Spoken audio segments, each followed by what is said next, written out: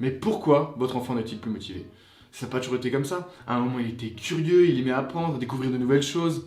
Personnellement, je me souviens qu'à chaque rentrée, j'étais ultra motivé, envie de bien faire, envie d'avoir de bonnes notes, de faire plaisir à mes parents. Et pourtant, 3 semaines plus tard, tout ça a été disparu. Plus de motivation, plus rien du tout. En vrai, je faisais même plus mes devoirs et mon sac ressemblait à une benne de tri sélectif avec des feuilles volantes et des cahiers cornés. Qu'est-ce qui se passait entre le premier jour de cours et la 3e semaine de cours? Quel est ce phénomène qui faisait qu'à chaque fin de trimestre, je payais mon manque de travail et mon manque de motivation? Et c'est quelque chose qui était tellement récurrent que ça faisait complètement partie de mon identité. J'étais un glandeur. J'ai mis des années avant de pouvoir reforger une motivation. Est-ce que c'est pareil pour votre enfant? Est-ce qu'il met du temps à se mettre au travail ou alors se met pas du tout au travail? Est-ce que pour lui c'est vraiment une souffrance de faire ses devoirs? Et est-ce que c'est de la faute de l'école? Est-ce que c'est de sa faute? Est-ce que c'est votre faute? Mais surtout, la vraie question, c'est comment allez-vous réussir à faire renaître sa motivation? La faire revivre, la faire renaître, pour que l'école, ce soit facile pour lui, pour qu'il ait son projet d'orientation qu'il désire.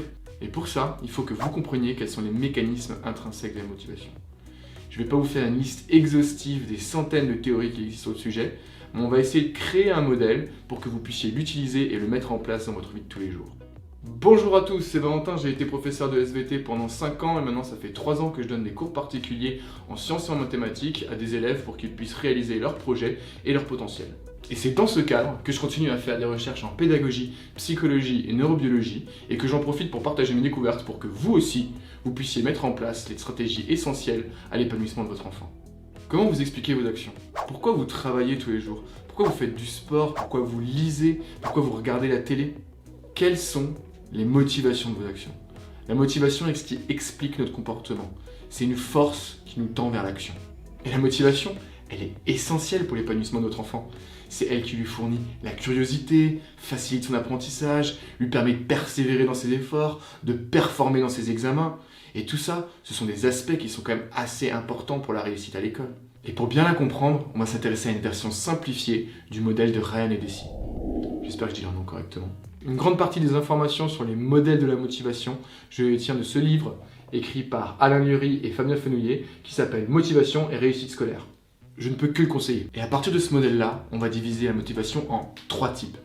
Et on va les classer le long d'un continuum qu'on va appeler le continuum de la motivation. Et pour bien comprendre tout ça, on va imager, parce que c'est quand même plus sympa quand c'est imagé, en s'intéressant à un lycéen, Serge. Au début de notre histoire, Serge ne fait plus aucun effort à l'école.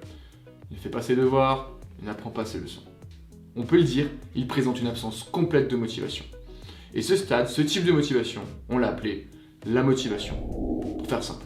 À ce stade de la motivation, Serge se trouve complètement au bas du continuum de la motivation. Pas de motivation au bas du continuum.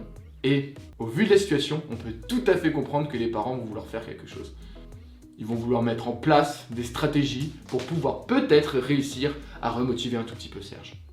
Et généralement, à ce stade-là, quasiment tous les parents font la même chose et vont utiliser le principe du renforcement, une sorte de dressage pour élèves récalcitrants. Si Serge ne fait pas des efforts très rapidement, ses parents l'avertissent, ils vont lui priver par exemple de téléphone. Ça, c'est la sanction. Et au contraire, si Serge arrive à changer son comportement et à réussir à faire des efforts à l'école, les parents ils vont lui donner une récompense. Je dois avouer que je ne sais pas ce que veut un lycéen. Et si ce chantage à la récompense fonctionne, alors Serge va passer de la motivation au nouveau type de motivation qui nous intéressait, la motivation extrinsèque. La motivation extrinsèque est caractérisée par le fait qu'on réalise une tâche pour des raisons extérieures à la tâche. Par exemple, si je mange des légumes, c'est pas que je suis particulièrement fan de ce qui pousse dans la terre, mais il paraît que c'est bon pour la santé. Et juste par souci de précision, on va compliquer un tout petit peu le truc. Et la motivation extrinsèque, elle va être divisée en 4 sous-types. Et justement, on va étudier ces 4 sous-types grâce à Serge. Ici, notre élève de lycée arrive par la petite porte de la motivation extrinsèque. Et il arrive dans la case motivation extrinsèque à régulation externe. Si c'était pas évident, ici, la régulation externe, c'est les parents avec l'utilisation de la fameuse loi de la carotte et du bâton. Mais bien sûr, l'objectif, c'est pas que Serge y reste coincé dans cette case. Comme on peut le voir, il peut encore largement grimper sur ce continuum. Et à force de voir que ses efforts sont valorisés par ses parents, mais peut-être par ses camarades, ses profs, Serge va commencer à intégrer ses règles sociales et elles vont devenir une source de motivation en soi. C'est ce qu'on appelle alors la motivation intrinsèque par régulation introjectée. Elle correspond à l'intégration des règles de la société, de la famille, du groupe. C'est par exemple je travaille pour faire plaisir à mes parents. Ou alors, je travaille parce que c'est une activité qui est validée par mon groupe social. Ça nous permet aussi de comprendre l'importance des groupes d'appartenance et d'identification de votre enfant. On voit que même à ce niveau 2 de la motivation extrinsèque, Serge, il ne fait pas les activités pour lui, il les fait pour les autres, il les fait pour autrui. Et ça paraît instinctif, c'est pas la meilleure des options. Mais un jour, dans la vie de notre élève, il va avoir une révélation. Il va enfin comprendre la phrase de ses parents « Tu ne travailles pas pour nous, mais tu travailles pour toi ». Et c'est cette révélation, c'est ce moment-là qui va permettre à Serge de encore monter un niveau et de passer au niveau 3 de la motivation extrinsèque. La motivation extrinsèque à régulation identifiée.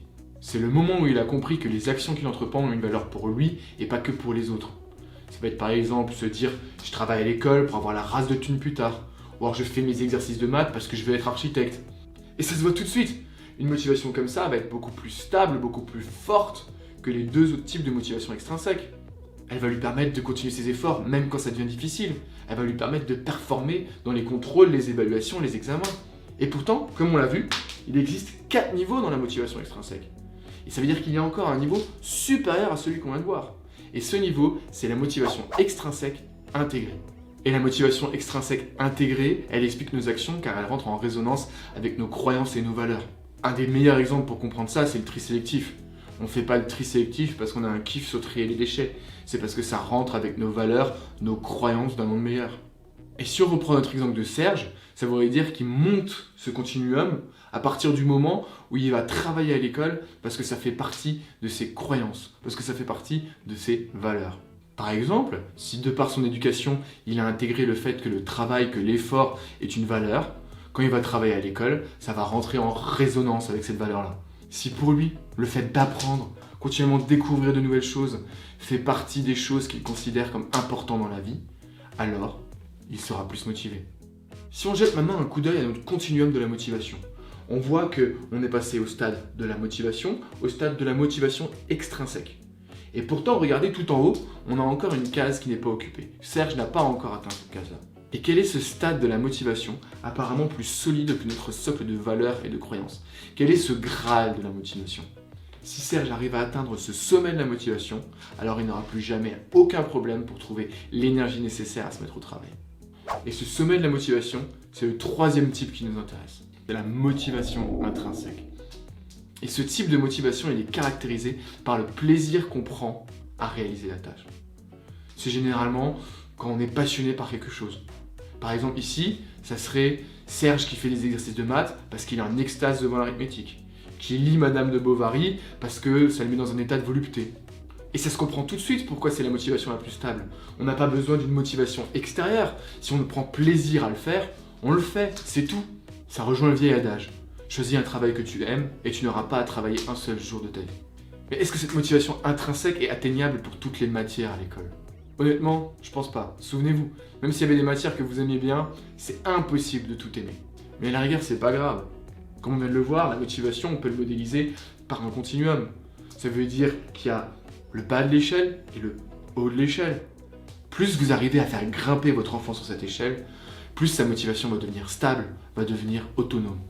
Et maintenant, on peut comprendre pourquoi ma motivation se désagrégeait au fur et à mesure des semaines qui avançaient dans le trimestre. Les motivations qui me portaient, ou le semblant de motivation qui me portait, étaient vraiment les plus basses dans le continuum de la motivation. C'était des motivations extérieures à moi, qui ne correspondaient pas à mes valeurs, et surtout, j'avais aucun plaisir à être à l'école. Et maintenant, vous comprenez, votre objectif, ça va être de faire grimper votre enfant dans le continuum de la motivation. Et pour ça, dans une deuxième vidéo, je vais vous présenter les stratégies que vous allez pouvoir facilement mettre en place tous les jours. Si cette vidéo vous a plu et que vous a été utile, ce que vous pouvez faire, c'est que vous pouvez l'envoyer directement à quelqu'un pour qui vous savez qu'elle va aussi être utile. Et si vous voulez me suivre au travers de mes autres vidéos, vous pouvez bien sûr vous abonner à la chaîne.